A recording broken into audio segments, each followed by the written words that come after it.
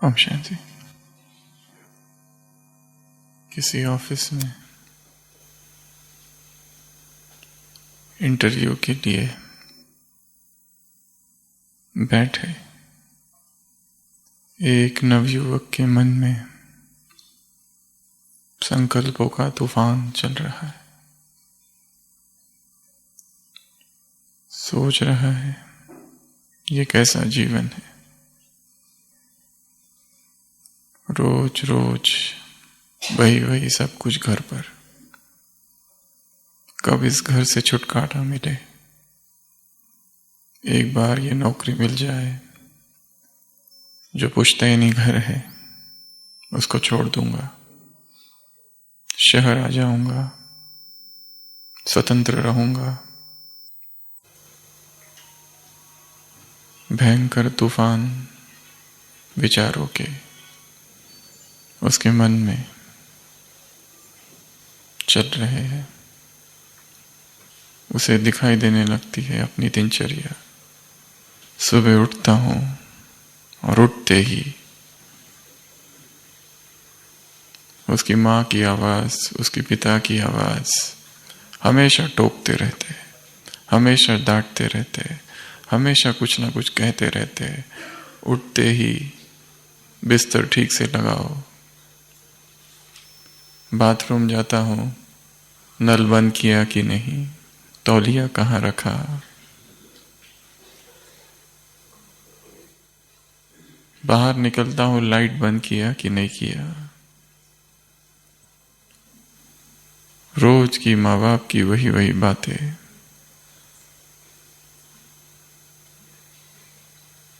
सामान ठीक से रखे कि नहीं रखे। सोचता है ये कब तक चलेगा, आखिर मुझे स्वतंत्र होना है, इन सब से मुक्त होना है। तो वहां बैठे बैठे ये सब मन में विचार चालू है। वो देखता है वहां पर जहां वो बैठा है कुछ कागज का एक टुकड़ा, कागज का कचरा कुछ पड़ा हुआ है। उसे माँ की याद आती है अचानक कि चीजों को अपने स्थान पर रखो। उठता है, उस कचरे के टुकड़े को डस्टबिन में डाल देता है। बैठा अपने ही विचारों में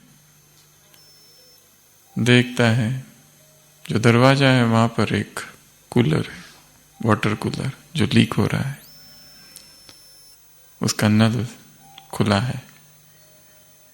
पिता की याद आती है, नल बंद किया कि नहीं। नल को बंद करता है। थोड़ी देर के बाद पता चलता है कि इंटरव्यू फर्स्ट फ्लोर पर है, सबको वहां जाना है। वो जाने लगता है, देखता है पैसेज की जो लाइट है वो चालू है। फिर से माँ की याद आती है, लाइट बंद किया कि नहीं।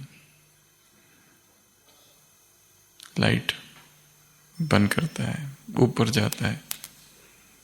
कुछ चेयर्स वहां बिखरी पड़ी है। पिता की याद आती है, चेयर ठीक से रख के जाओ, भोजन के बाद। चेयर ठीक से रखता है, बैठता है और देखता है वहां पर इंटरव्यू के लिए कितने लोग आए हुए हैं। पर जो भी जाता है केबिन में अंदर जाता है, 1 मिनट में बाहर आ जाता है। पूछता है क्या पूछा, कहते कुछ पूछा ही नहीं। कितने अंदर गए और कितने बाहर आ गए, किसी ने कुछ भी नहीं। अंदर जो बॉस है वो कुछ पूछता ही नहीं है, फाइल देखता है और वापस भेज देता है। डर लगता है इसको। इसका नंबर आता है, अंदर जाता है तो बॉस उसकी फाइल देखते हैं, कहते हैं कब ज्वाइन करोगे। वो कहते हैं इसका मतलब तुमने सही समझा है। इस इंटरव्यू में कोई भी प्रश्न नहीं पूछे जाएंगे, नीचे से ऊपर तक सीसीटीवी लगे हुए हैं, कितने आए और कितने चले गए। किसी ने नल बंद नहीं किया, किसी ने चेयर ठीक से नहीं लगाई, किसी ने लाइट बंद नहीं किया पैसेज का, किसी ने कचरा फेंका नहीं। ये इंटरव्यू तुम क्या हो, तुम्हारा व्यवहार बर्ताव कैसा है, उस पर आधारित है। इसलिए तुम इस जॉब के लिए उपयुक्त हो। वो बाहर निकलता है और आंखों से आंसू, सोच रहा था ये माँ बाप से कब छुटकारा मिले, सोच रहा था कि उस घर को कब छोड़ूं और कोई स्वतंत्र सा नया सा घर ले लूं। घर जाता है और माफी मांगता है, गले लगाता है अपने ही माँ बाप को, जो उन्होंने शिक्षा दी थी। वो शिक्षा कोई लौकिक शिक्षा नहीं थी, वो रूहानियत की शिक्षा थी, वो व्यवहार की शिक्षा थी, वो दैवी शिक्षा थी, वो जीवन की शिक्षा थी, जीवन बनाने की शिक्षा थी बहुत छोटी बातें, पर उनमें दिव्यता समाई थी। और जाने अनजाने में उस युवक ने वो ग्रहण भी की थी, और इसी कारण उसका सिलेक्शन भी हुआ। बाबा भी हमें बहुत सी शिक्षाएं देते रहता है। कई बार शायद हमें वो पसंद ना भी आए या फिर हम उन्हें कर न सके, परंतु उन शिक्षाओं में, उन बातों में, उन समझानी में बहुत सी गुह्य राज समाये हुए होते हैं। शिव बाबा की महिमा हम सागर के रूप में कहते हैं। उसकी एक महिमा ये भी हो सकती है कि वो रहस्यों का सागर है। शिव बाबा क्या है? रहस्यों का सागर है। जीवन के रहस्य, सृष्टि के रहस्य, संसार के रहस्य,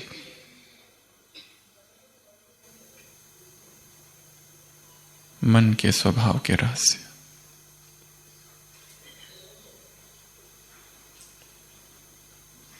वो सारे रहस्य उसके पास है। एक अमृत वेला प्रयोग ये भी हो सकता है कि रहस्यों का वो सागर है, जादू का वो सागर है, उसकी किरणों के नीचे मैं हूं और सारे रहस्य मुझ में आ रहे हैं, जो अब तक समझे नहीं, अनसमझे है, अस्पर्शित है, अनदेखे है, जिन्हें अभी तक महसूस नहीं किया है, वो सारे रहस्यों का वो सागर है। वो सारे रहस्य मुझ में आ रहे हैं। बिना कोई किताब पढ़े, बिना चिंतन किए, वो सारे रहस्य मुझ में समा रहे हैं। तो आज बाबा ने रूहानियत क्या है, रूहानी शक्ति क्या है, लौकिक पढ़ाई क्या है और उस अलौकिक पढ़ाई क्या है, इस लौकिक अलौकिक पढ़ाई के लगन में रहो तो वो पढ़ाई विघ्न रूप नहीं बनेगी। कुमारियों से मुलाकात, वो पढ़ाई विनाशी, ये पढ़ाई अविनाशी।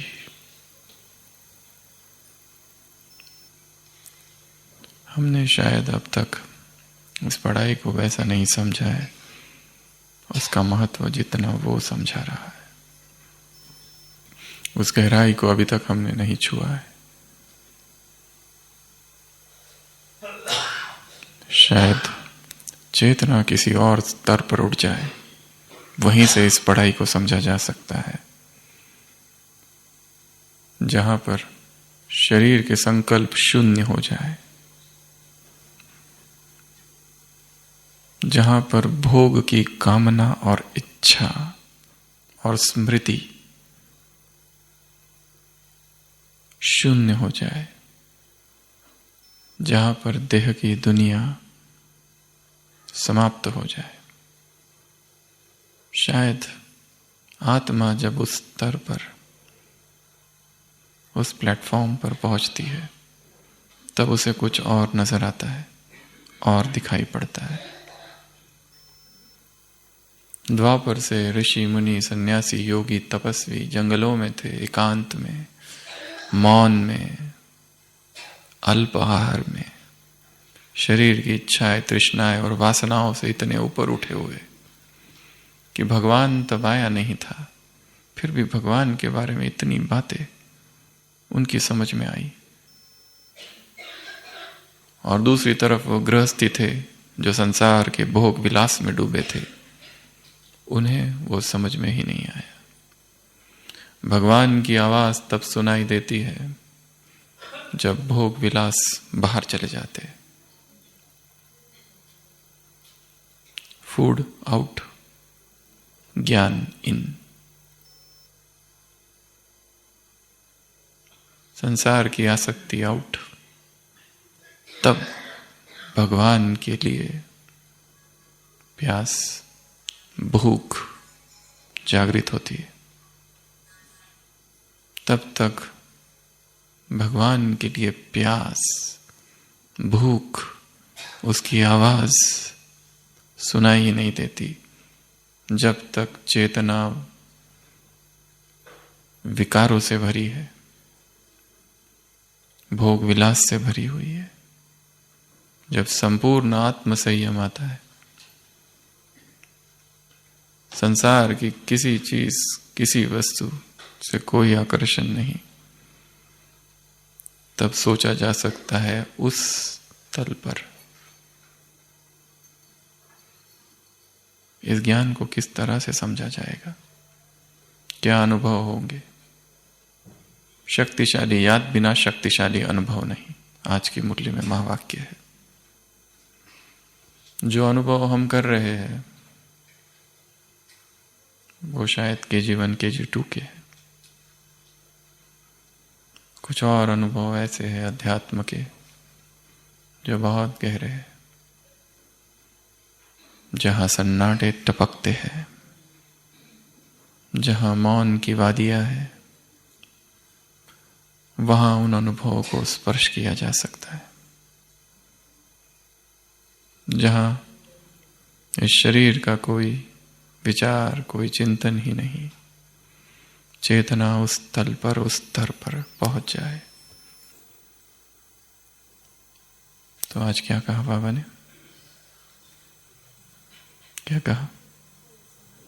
रूहानियत, रूहानी शक्ति। क्या कहा है इस शक्ति के बारे में?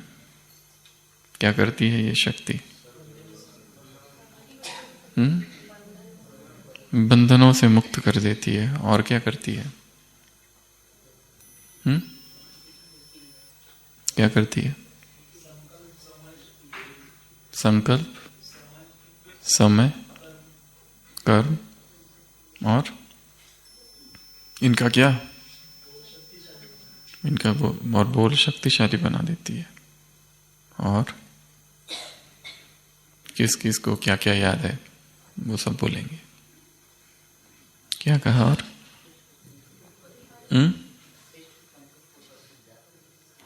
क्या करो? श्रेष्ठ संकल्पों के गीत गाओ। अपने भाग्य के गीत गाते गाते गाते गाते गाते कहाँ पहुंच जाएंगे? अपने राजधानी में पहुंच जाएंगे। द्वापर में भक्ति मार्ग में ढोल बजाते बजाते बजाते बजाते कहाँ पहुंच गए? कलयुग में भजन गाते गाते, कीर्तन करते करते, मृदंग बजाते बजाते नीचे आ गए। अब गीत गाते गाते कहाँ पहुंच जाओ? ऊपर। किसी मुरली में बाबा ने कहा, ये मुरली तुम्हारी लाठी है, इस लाठी को पकड़कर परमधाम और फिर स्वर्ग में आ जाओ। और क्या कहा आज? मनसा वाचा कर्मणा, पावरफुल बना दो। और क्या कहा? सब बंधनों से मुक्त हो जाओ। और क्या कहा? मोटी मोटी रस्सियां खत्म कर दी, महीन महीन अभी बाकी है, उनको क्या करो? मेहनत करके मोटी बनाओ। क्या करो उनको? 2-2, 3-3 महीन जोड़कर शक्तिशाली बनाओ। क्या करना है उनका?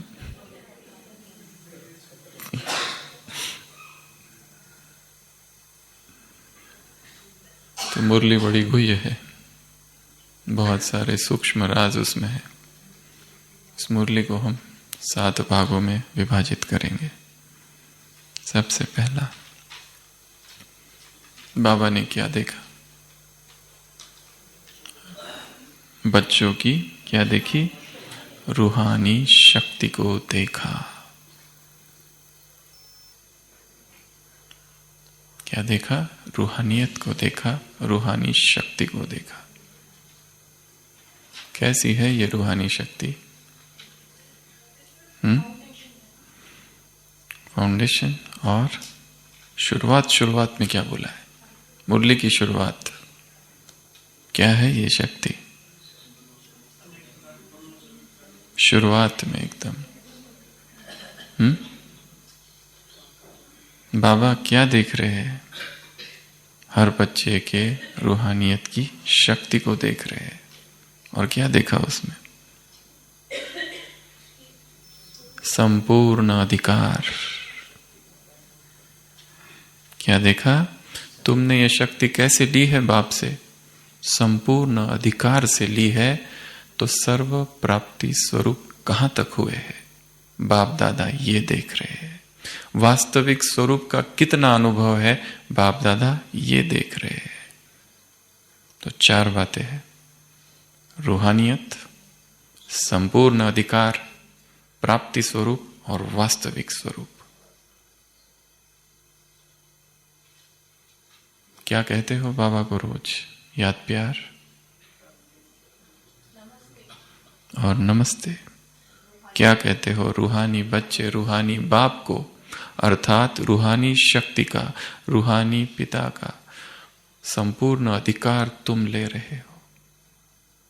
संपूर्ण अधिकार। क्या रूहानियत का संपूर्ण अधिकार हमने लिया है? रूहानियत देख रहे हैं, रूहानी शक्ति देख रहे हैं, किसने कितनी शक्ति धारण की है वो देख रहे हैं। सबको समान दी है। हमेशा मुरलियों में आता है सबको समान दी। देने वाला एक, देने का समय एक, पढ़ाई एक, क्लासरूम एक, किसी को एक्स्ट्रा नहीं दी है, सबको समान दी है। परंतु फिर भी नंबरवार। अभी अभी मुरली चली थी, 3 प्रकार के बच्चे। एक है मानने वाले, एक है जानने वाले, मानने वाले, और तीसरे चलने वाले। तो रूहानियत की शक्ति का संपूर्ण अधिकार हमने लिया है। रूहानियत की शक्ति का वास्तविक स्वरूप हमको अनुभव हो रहा है। जब रोज हम कहते हैं रूहानी बच्चों की, रूहानी माता पिता को याद प्यार और नमस्ते रिटर्न में, तो क्या अनुभव हो रहा है कि ये मुरली सुनने के बाद हम में रूहानियत भर गई है। ये मुरली सुनने के बाद वास्तविक स्वरूप का अनुभव हो रहा है। ये मुरली सुनने के बाद रूहानी स्वरूप का, प्राप्ति स्वरूप का अनुभव हो रहा है। हर मुरली सुनने के बाद, पढ़ने के बाद ये अनुभव हो कि कुछ पा लिया है। आत्मा में जगह जो खाली थी वो ज्ञान के प्रकाश ने भरी है, ऐसा अनुभव। तो ये सबसे पहली बात, रूहानियत, प्राप्ति स्वरूप, संपूर्ण अधिकार, प्राप्ति स्वरूप और वास्तविक स्वरूप। वास्तविक स्वरूप अर्थात नीचे एक जगह मुरली में बाबा ने रूहानी शक्ति के लिए एक दूसरे शब्द का प्रयोग किया है। कौन सा? ये ओरिजिनल शक्ति है। क्या है ये? ओरिजिनल शक्ति है, अनडाइल्यूटेड, खालिस, प्योर एनर्जी है। आत्मा में इस समय इम्प्योर एनर्जी है, इसके लिए संकल्प भी इम्प्योर है। परमात्मा प्योर एनर्जी का सागर है, यह उसकी एक दूसरी महिमा हो सकती है। अमृत वेला क्या सोचना, वो कौन है? अति शुद्ध विशुद्ध शक्ति का, विशुद्ध ऊर्जा का सागर है वो। और मुझ में वो विशुद्ध ऊर्जा, वो पुनीत, वो पवित्र निर्विकार ऊर्जा मुझ आत्मा में समा रही है। Is the ocean of pure energy. उसकी संपूर्ण प्योर एनर्जी मुझ आत्मा में समा रही है। तो जैसे ही उसकी एनर्जी आएगी यहां पर, कोई भी लौकिकता, कोई भी आसक्ति, कोई भी वासना वहां टिक नहीं सकती, रह नहीं सकती। Passion out, God's love in. विलासिता बाहर, संयम अंदर। प्योर एनर्जी अंदर, इम्प्योर एनर्जी बाहर।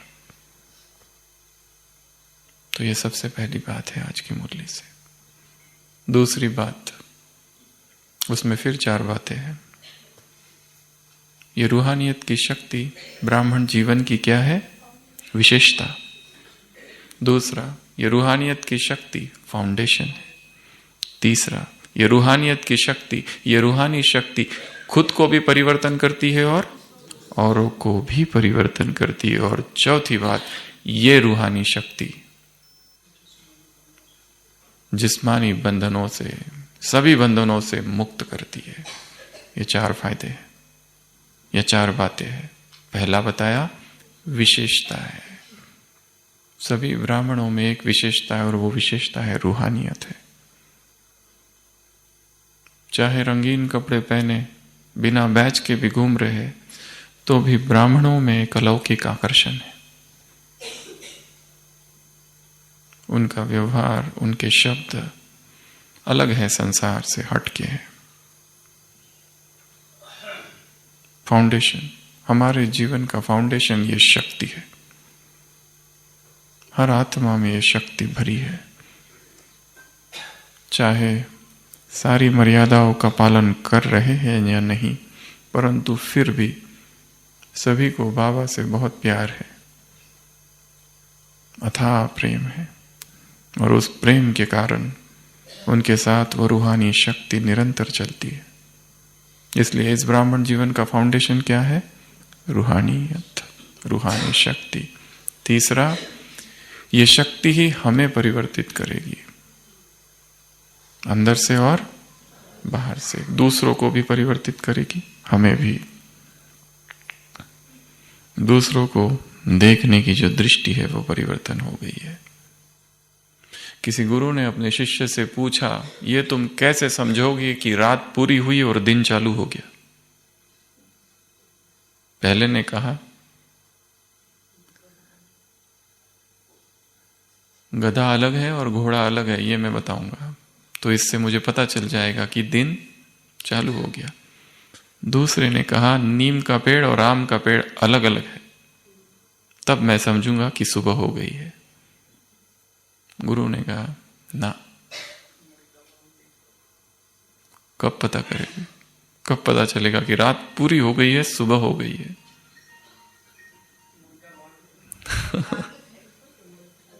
मुर्गा बांग देगा।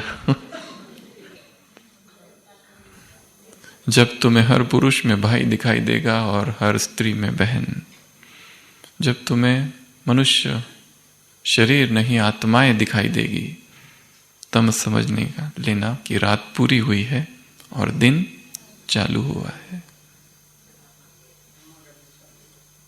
ब्रह्मा की रात ब्रह्मा का दिन, ब्राह्मणों की रात ब्राह्मणों का दिन।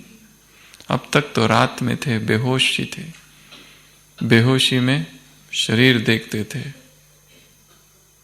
अभी होश में। होश अर्थात आत्माभिमान, बेहोश अर्थात देहभान।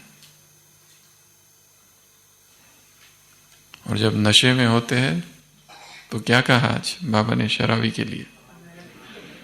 नाली में है, क्या समझते हैं? राजा समझते हैं कि महल में समझते हैं?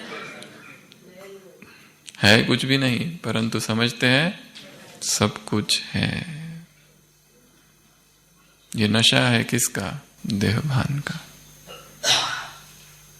और जब व्यक्ति देहभान में होता है, एक नशा सा छाया रहता है, कुछ समझ में नहीं आता है उसमें।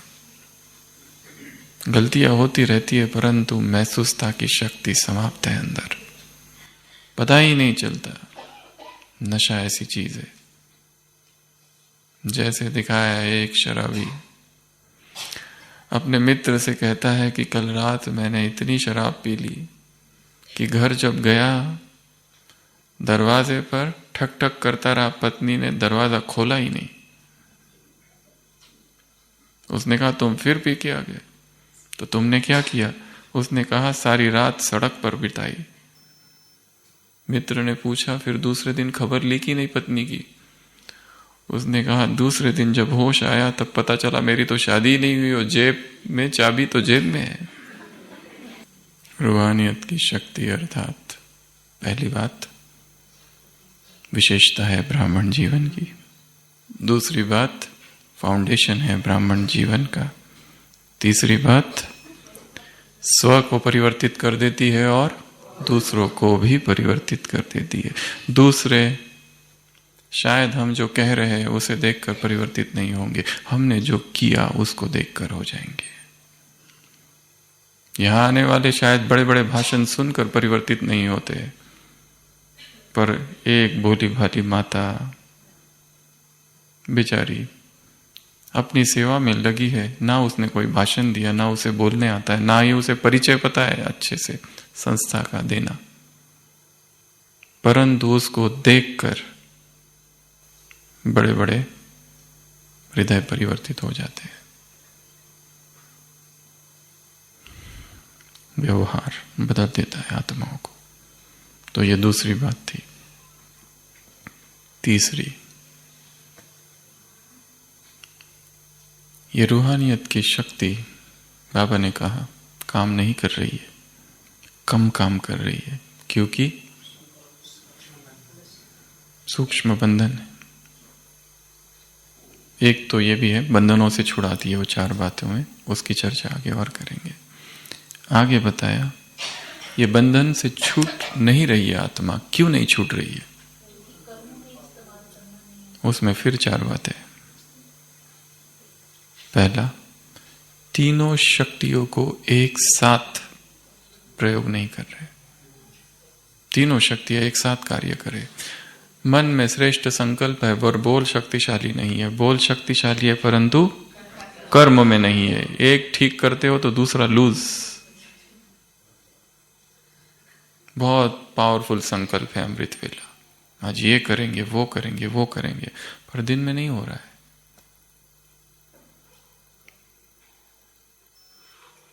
नीचे पार्टियों से मुलाकात में फिर 4 बातें कही है एक जगह पर। न्यूज़पेपर, स्पेशल प्रोग्राम, अमृत वेला, टीवी। जैसे न्यूज़पेपर में क्या आता है, आज का विचार, वैसे अपने लिए शक्तिशाली उमंग उत्साह के संकल्प निर्माण करो, अपने लिए भी दूसरों के लिए भी।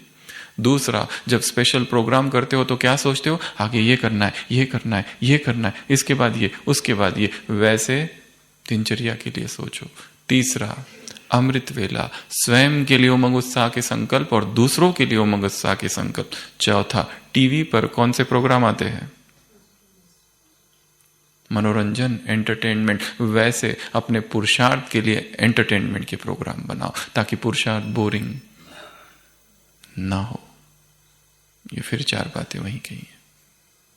उमंग उत्साह के संकल्प मन में तैयार करना। जैसे न्यूज़पेपर में क्या होता है, आज का विचार,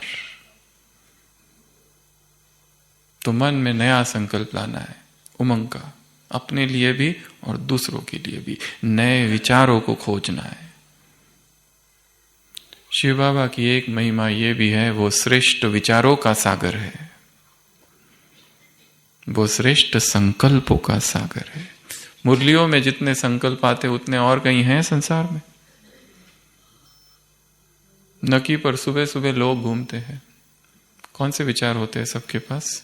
या कहीं पर भी मॉर्निंग वॉक करते हैं, क्या उनके पास महान संकल्प होते हैं? संसार के विचार होते हैं, संसार की बातें होती है। महान संकल्प हमारे पास है, कहां से लाए हैं हमने? मुरलियों से। परंतु उन्हें नोट करना है, याद रखना है और फिर चर्चा करनी है, नहीं तो नहीं होगा।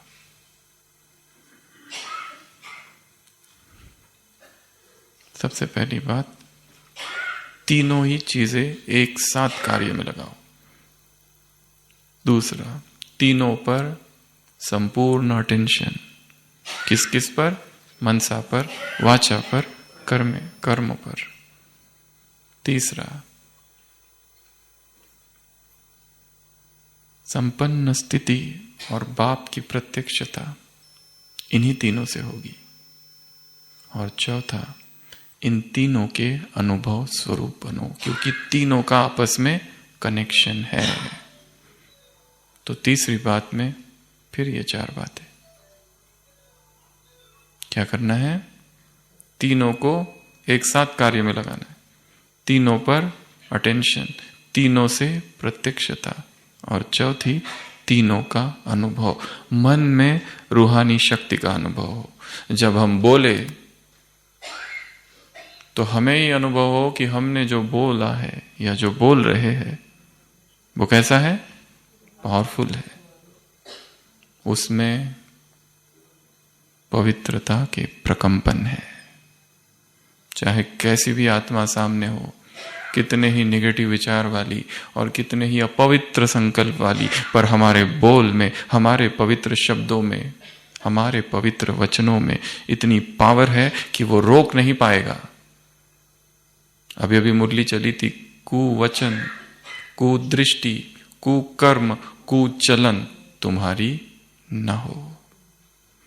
देहभान होता है तो खराब ख्यालात, और फिर पाप, और फिर दंड। प्रश्न का उत्तर था सत्यानाश।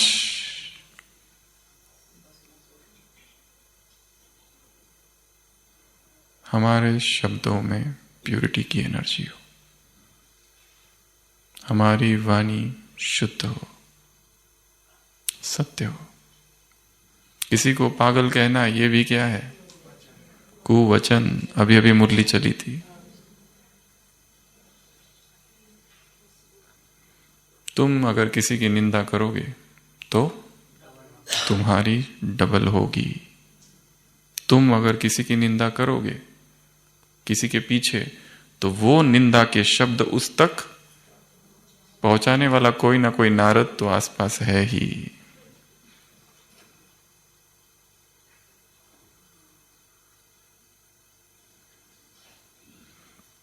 हमें किसी के बारे में कुछ भी नहीं पता, क्योंकि जो दिख रहा है वैसा वास्तव में है नहीं। और बाबा ने कई बार कहा है, सुनी सुनाई किसी भी बात पर विश्वास नहीं करना। अगर कोई गलत है भी तो भी उसको जाकर कहना कि तुम गलत हो, ये भी नहीं कहो। अभी अभी मुरली चली थी, दादियों से मुलाकात 2 संडे पहले। उसको हिम्मत दो, पहले खड़ा तो करो। सीधा जाकर कह दिया कि हमने ऐसा सुना है। ये बोलने वाला भी दोषी है, चाहे कितना भी शुभ भावना से बोल रहा है, परंतु उसको रस है ना बस व्यर्थ में, इसलिए तो जाके सुनाता है उसको कि हमने ऐसा सुना है या कोई तुम्हारे बारे में ऐसा कहता है। ये भी कहना हम नहीं कह रहे, किसी ने हमको सुनाया, हम उसको जाके शुभ भावना से सुना रहे, परंतु इसमें भी व्यर्थ समाया हुआ है। ये भी काम हमको नहीं करना है।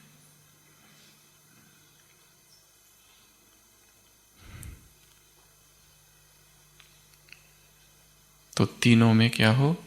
रूहानी शक्ति, एक साथ प्रयोग, अटेंशन, तीनों से बाप की प्रत्यक्षा और तीनों का अनुभव। बोले तो हमें खुद ही अनुभव हो कि जो बोला है वो अनमोल है। जो बोला है वो स्वर्ण अक्षरों में अंकित होने जैसा है। किसी एडिटिंग की जरूरत नहीं, ना कॉमा ना फुल स्टॉप, क्योंकि शब्द शब्द अंतस की पवित्रता की गहराई से निकल रहा है। हृदय स्वच्छ है, साफ है, उसमें छल कपट नहीं है।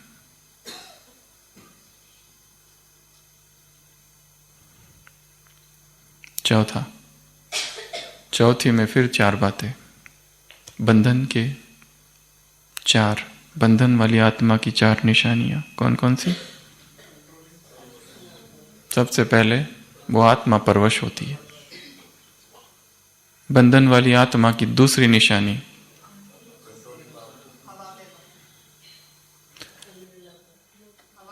अल्पकाल की खुशी और अल्पकाल का सुख अनुभव होता है। तीसरी निशानी मनसा में कंट्रोलिंग पावर नहीं। और चौथी निशानी महसूसता की शक्ति समाप्त। जो भी आत्मा बंधन वाली है, चाहे वो मन के बंधन हो, और बाबा ने आज मन के बंधनों की चर्चा की है। वाचा के भी बंधन है, कर्म के भी बंधन है, उसकी चर्चा क्या कहा? बाद में, उसका इंतजार करना, मुरली आएगी। अगर नहीं आएगी तो बाबा को बोलना, बाबा हम इंतजार कर रहे हैं, कब आएगी। सूक्ष्म मन के बंधनों पर बाबा ने कहा है। क्या कर देता है, क्या करती है ये बंधन? जो आत्मा बंधन में है वो परवश हो जाती है। परवश अर्थात उसका अपने ऊपर कोई कंट्रोल नहीं है, अपने पर कंट्रोल ही नहीं है। 4 उदाहरण दिए हैं, हवाई किले, दीवार, मूर्ति और ताला। फिर से 4 बातें। क्या करती है ऐसी आत्मा? विचारों के हवाई किले बनाती है, फिर तोड़ती है। क्या करती है ऐसी आत्माएं? दीवार, चाइना वॉल खड़ी करती है, चीन की दीवार, दीवारें चीन, और फिर तोड़ती है। तीसरा, जैसे भक्ति मार्ग में मूर्तियों को क्या करते हैं? कैसा उदाहरण दिया, ये पहली बार दिया इस तरह का उदाहरण।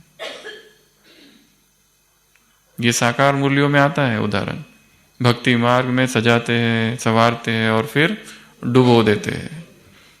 पर अव्यक्त वाणियों की गहराई कैसी है देखो, कि बाबा कह रहे विचारों की मूर्तियों को सजाते हैं, विचारों की मूर्तियों को खड़ा करते हैं, विचारों की मूर्तियों का प्रदर्शन करते हैं, घुमाते हैं, परिक्रमा करते हैं और फिर डुबोते हैं। क्या उपमा है। भगवान साहित्य सम्राट है, वो साहित्य का सागर है।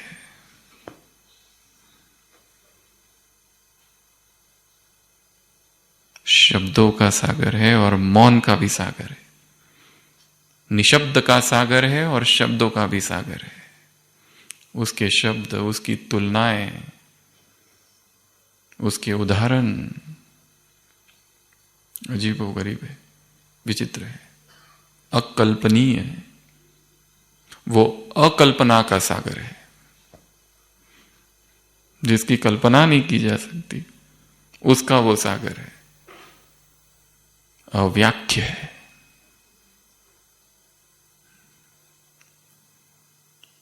पहला उदाहरण किले विचारों के, तोड़ते।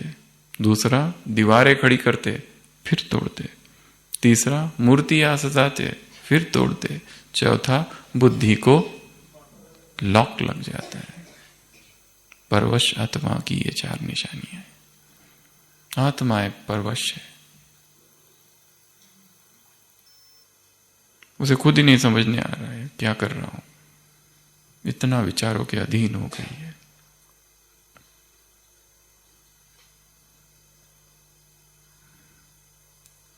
तो बंधन वाली आत्मा की पहली निशानी परवश। दूसरी निशानी अभी बताइए, अल्पकाल की खुशी और अल्पकाल का सुख। 4 कारणों से सुख और अल्पकाल की खुशी मिलती है। कौन कौन से? सेवा, संगठन, संघ, श्रेष्ठ संघ, और चौथा कोई ना कोई प्राप्ति। सृष्टि वो इस यज्ञ में किस लिए है? क्योंकि कोई सेवा मिली है। अगर वो सेवा छीन ली जाए तो पहाड़ भी, पत्थर भी पहाड़ लगेगा। यहां क्यों है? क्योंकि संगठन का बल है। अकेले रहने को कहो तो मुश्किल हो जाती है। सबके साथ ठीक चलते हैं, एकांत में चले गए, अकेले रहने की बारी आई तो फिर डर लगता है, मुश्किल होती है। तीसरा, कोई ना कोई अल्पकाल की प्राप्ति हो गई है, उसके आधार से चल रहे हैं। और चौथा, कोई अच्छी महान आत्मा का संग मिल गया। जिस दिन वो महान आत्मा चली गई उस दिन खालीपन। ओम शांति। ये चार आधार है। कितनी गहरी बातें कही है ये। जो इस यज्ञ में इन चार आधार से रह रहे हैं, बाबा ने कहा वो आज है, आज नाच रहे हैं, कल रुक जाएंगे, कल वापस। क्या आधार? श्रेष्ठ संग मिला है, कोई किसी व्यक्ति का संग मिला है, किसी महान आत्मा का संग मिला है। पर हर एक को तो जाना है ना, वो तो साथ छोड़ देगी। फिर क्या करोगे? किसी तीव्र पुरुषार्थी का संग मिला है, एक दिन उसे भी जाना है। फिर संगठन, उससे पहले क्या? दूसरा है संगठन। संगठन है, बहुत अच्छा है, सबके बीच में है। अचानक किसी ऐसे स्थान पर जाना पड़े जहां कोई भी नहीं है, हम अकेले हैं, सेवा केंद्र बहुत दूर है। फिर तीसरा, कोई ना कोई अल्पकाल की प्राप्ति मिल गई है, कुछ तो मिला है हल्का फुल्का, उसी को बहुत समझ लिया और बस जैसे वो चली गई, खालीपन। और चौथा या पहला, सेवा। वो सेवा दी है इसलिए लगे हुए हैं। एक दिन का हाथ से वो सेवा बंद, अब कोर्स कराना बंद, किचन, अब भाषण देना बंद, दूसरों को समझाना बंद। समझाते समय खुशी होती है ना, अपना सिक्का जमाने में, हम बताएंगे तुमको आत्मा कौन है और परमात्मा कौन है। पहले बताओ तुम कौन है, मैं व्यापारी हूं। कितनी खुशी कि अब हम बताएंगे तुम आत्मा हो। बताओ किसकी पूजा करते हो? हनुमान जी। अब मैं बताऊंगा तुमको भगवान कौन है। बताओ कलयुग की उम्र क्या है? इतने लाखों वर्ष। अब हम बताएंगे। ज्ञान सुनाने का और समझाने का सूक्ष्म अभिमान। कल्याण तो करना है पर साथ में अहंकार भी चल रहा है।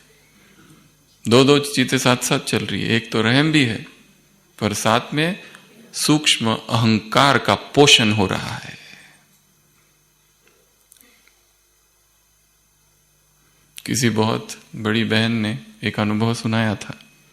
उसने कहा, जब मैं नई नई ज्ञान में आई, नई नई ब्रह्मा कुमारी बनी, अभी अभी सेंटर पहुंची और एक बार ट्रेन में सफर कर रही थी, तो ट्रेन में बैठ के सबको ज्ञान सुनाने लगी। जो आ रहा था पकड़ पकड़ के, कोई भी छूटना ना पाए।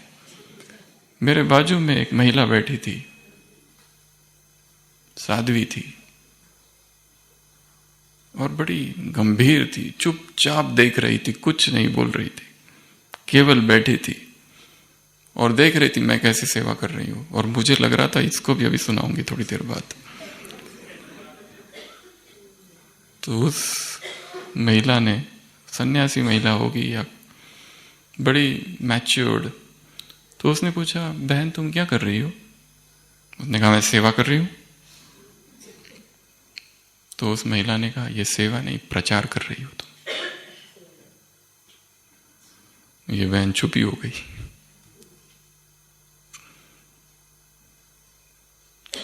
हमारा रहम जिस तरह से हम प्रकट कर रहे हैं, वो ऐसा ना हो कि हम मेंबर्स तैयार कर रहे हैं फटाफट। वैसे मुरलियों में तो आप वही चीजें आई है, प्रजा प्रजा प्रजा, परंतु स्थान समय सब कुछ देखते हुए, नफ्स को पहचानते हुए, उसके बाद ही ज्ञान सुनाना है। नहीं तो ट्रेन में बैठकर आत्मा से चालू करते हैं और सीधा ब्रह्मचर्य तक ले जाते हैं आधे घंटे में। पहले संसार के लोग पहले ही दुखी है और जब ब्रह्मचर्य की बातें सुनते हैं तो अथाह दुख में डूब जाते हैं। अब तो हमारा कुछ भी नहीं हो सकता। नब्ज देखकर। हाँ, किसी को रुचि है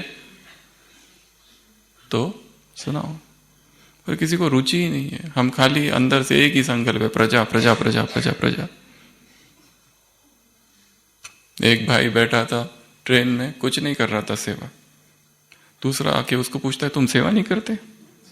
वो कहता है मैं अपने मोती पत्थरों पर नहीं फेंकता।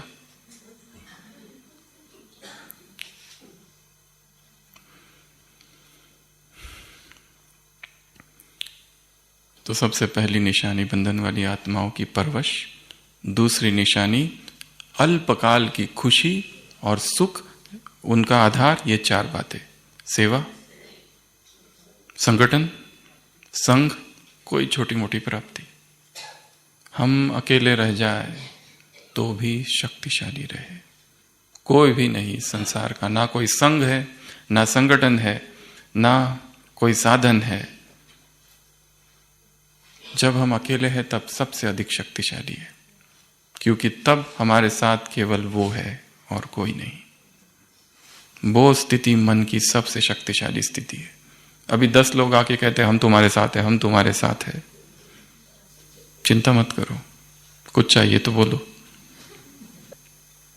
उसके बाद तीसरी पॉइंट है मनसा शक्ति। मनसा में कंट्रोलिंग पावर नहीं, मनसा में कंट्रोलिंग पावर नहीं, मनसा में कंट्रोलिंग पावर नहीं है। उसकी चार बातें, जो परवश वाली बातें थी, वो यहां पर है: किले, दीवार, ताला और मूर्ति। उसके बाद में पांचवी बात, 4 प्रकार के संकल्प। कौन कौन से 4 प्रकार के? वो बंधन निर्माण करने वाले संकल्प है। व्यर्थ, पहला व्यर्थ, दूसरा ईर्ष्या द्वेष, तीसरा आलस और चौथा अलबेलापन। ये सबसे बड़े मन के बंधन है। आलस, अलबेलापन, ईर्ष्या द्वेष और पहला बताया व्यर्थ। जैसे एक महिला थी जिसको एक हाथ में लकवा हो गया, सारी टेस्ट की गई, कहीं पर कुछ भी नहीं, ऐसा कोई कारण ही नहीं है कि ये लकवा कोई शरीर की बीमारी से है। उसको साइकेट्रिस्ट के पास भेजा, साइकेट्रिस्ट ने उस पर हिप्नोसिस किया, सम्मोहन, और अंदर से पता चला कि उसके अंदर एक भाव है। कई सालों पहले उसने अपने बेटे को इतना मारा था, उस हाथ से इतना मारा था, इतना मारा था, इतना मारा था कि उसके अंदर वो गिल्ट कॉन्शियसनेस घुस गया, अपराध भाव कि मेरा हाथ दोषी है, इसी ने मारा, इसको तो कट जाना चाहिए था। और 20 साल तक वो इसी भाव में रही कि मुझे नहीं मारना चाहिए था, नहीं मारना चाहिए था। इतना उसको मारा कि उसको एडमिट करना पड़ा था। और वो अपराध भाव इतना गहरा था, 20 साल तक व्यर्थ संकल्प चलते रहे और अचानक एक दिन पैरालिसिस हो गया और किसी भी टेस्ट में कुछ भी नहीं। अब ये उसने सम्मोहन की अवस्था में बताया, वैसे तो उसको भी नहीं पता ये क्यों हुआ। और फिर उसी सम्मोहन की अवस्था में उस मनोचिकित्सक उसको फिर लेके जाता है और फिर उसको समझाता है, ये जो तुमने मारा था बहुत अच्छा किया, नहीं तो वो बिगड़ गया होता था, तुम्हारे मारने की वजह से ही वो सुधर गया, वो गलती से रुक गया। उसको रिवर्स हिप्नोसिस किया पूरा।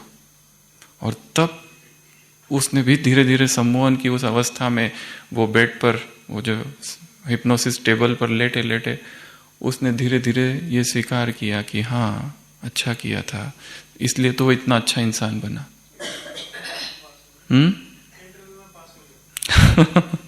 इसलिए वो इंटरव्यू में पास हो गया ऐसे। और फिर जब वो बाहर निकली तो उसका हाथ ठीक हो गया,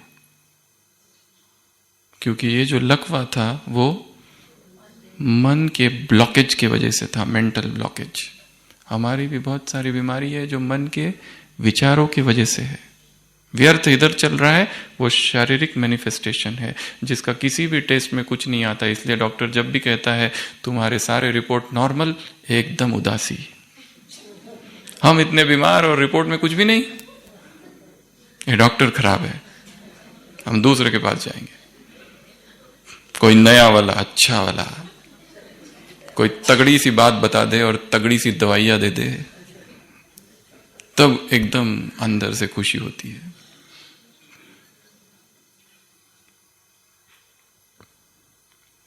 तो ये 4 प्रकार के संकल्प है, इन्हें व्यर्थ की कैटेगरी में रखेंगे। फिर छठवीं बात, ये महीन बंधन 4 काम करते हैं। बाबा ने कहा ये बंधन बहुत पतले है पर होशियार। कैसे है? पतले है पर होशियार है। क्या करते हैं? थकान लाते हैं, दिल शिकस्त बनाते हैं, अभिमान में लाते हैं, पर दोष दूसरों के ऊपर रखते हैं और फिर बहाने बनाते हैं। कौन से? दोष हमारा नहीं है, इन्होंने ऐसा किया, ये तो चलता ही है, ये तो होता ही है, ये सारी बातें कहते हैं। और लास्ट बात, 4 प्रकार की आत्माएं, जो क्या है? बंधन में है। नेताएं बंधन में है, साइंस वाले बंधन में, अपने ही किए इन्वेंशन के कारण। गरीब भी गरीबी के बंधन में, गृहस्थी भी बंधन में। तुम्हें क्या करनी है? पुकार सुननी है, उनको मुक्ति करना, मुक्ति देनी है। तुम मुक्तिदाता हो, स्वयं को मुक्त करो और उनको भी मुक्त करो। तो पूरी मुरली में बहुत सारी चार बातें हैं। गृहस्थियों से भी, पार्टियों से भी बात की बाबा ने। याद, सेवा, जमा, 21 जन्मों के लिए जमा करो। कुमारियों से भी बातें की है। नशा रहे तुमको, कौन सा? बाप मेरे साथ है, मैं अकेली नहीं हूं, हिम्मत रहे।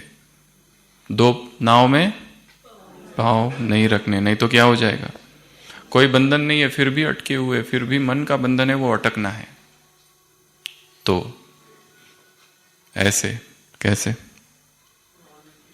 रूहानी शक्ति से भरपूर आत्माओं को, युक्ति से मुक्ति करने वाली आत्माओं को ऐसे, आलस अलबेलापन से मुक्त आत्माओं को ऐसी, कंट्रोलिंग पावर जिनमें है, महसूसता की शक्ति जिनमें है, ऐसी आत्माओं को ऐसे, मनसा वाचा कर्मना तीनों को एक साथ प्रयोग करने वाली, आवश्यकता अनुसार एक ही समय पर तीनों पर अटेंशन देने वाली आत्माओं को ऐसे, मजबूत किला बनाने वाली आत्माओं को, अच्छा, ऐसे निराधार आत्माओं को, किसी का आधार नहीं है, न संग न संगठन, कुछ नहीं, ऐसी निराधार आत्माओं को ऐसे ऐसे दीवार बनाना और दीवार तोड़ने से मुक्त आत्माओं को ऐसे, जिनकी बुद्धि का लॉक निरंतर खुला रहे, ऐसी आत्माओं को ऐसे, मूर्ति न बनाने वाली आत्माओं को ऐसे, महीन धागों से मुक्त। अपने मन के सबसे सूक्ष्म बंधनों को चेक करना है कि मेरे सबसे सूक्ष्म बंधन कौन से है, मन के तल पर, वाचा के तन पर, कर्म के तल पर, और उनको क्या करना है? तलवार निकाल कर काट देना है, वैराग की तलवार से, रूहानी शक्ति की तलवार से कट कट कट कर देना है। ऐसे और 1-2 बताओ। बाप के भगत केवल तुम्हारे भक्त बनेंगे तो बाप ये नहीं समझो केवल हमारा काम है, ये बाप का काम है, तुम्हारे भगत वो उसके भगत। तो ऐसी ढेर सारी विशेषता वाली आत्माओं को बाप दादा का याद प्यार, गुड नाइट और नमस्ते। हम रूहानी बच्चों की, रूहानी बाप दादा को याद प्यार, गुड नाइट और नमस्ते। ओम शांति।